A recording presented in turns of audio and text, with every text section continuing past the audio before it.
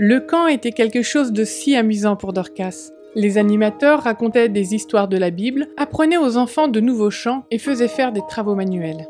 Et chaque jour, tous les enfants recevaient une carte avec un verset biblique qu'ils devaient apprendre. Un jour, quand Dorcas reçut sa carte, cela lui a donné une idée. Quand elle est revenue du camp, elle a demandé à son père de faire une copie de tous les versets bibliques qui se trouvaient sur ces cartes pour pouvoir les donner à ses meilleures copines de l'école. Puis, elle a invité deux d'entre elles à la rejoindre pendant la fin des vacances. « Je vous ai ramené quelque chose », leur dit Dorcas. « Ce sont des versets de la Bible. Rencontrons-nous et nous pourrons les apprendre ensemble. » Ses copines ont accepté les cartes et ont bien voulu apprendre les versets. Quand elles sont revenues le lendemain matin, elles avaient une surprise pour Dorcas. Au lieu de 2 filles, il y avait maintenant 10 enfants. Ils voulaient tous des cartes et acceptaient de mémoriser les versets de la Bible. Dorcas était ébahie de voir autant d'enfants vouloir apprendre la parole de Dieu. Il lui fallait plus de cartes. Elle en donna à chaque enfant et les invita à revenir le lendemain pour apprendre les versets.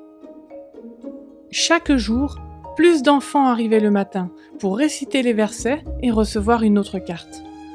En 2 semaines, 20 enfants apprenaient les versets bibliques. Cela formait un grand groupe. Quand Dorcas raconta combien d'enfants venaient à la rencontre, sa maman lui suggéra de les faire venir chez eux. Dorcas les invita pour le mercredi et le vendredi soir.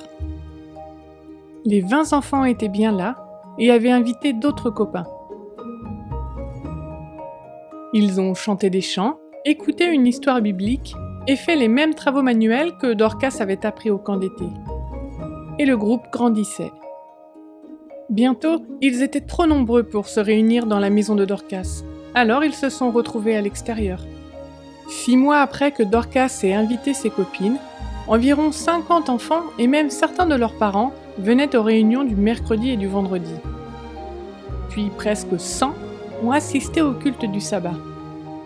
Dorcas a organisé un programme régulier d'école du sabbat pour les enfants et son père et sa mère l'ont aidé pour le culte. Un jour, elle s'est rendue compte que plusieurs personnes avaient donné leur cœur à Jésus et qu'ils désiraient être baptisés.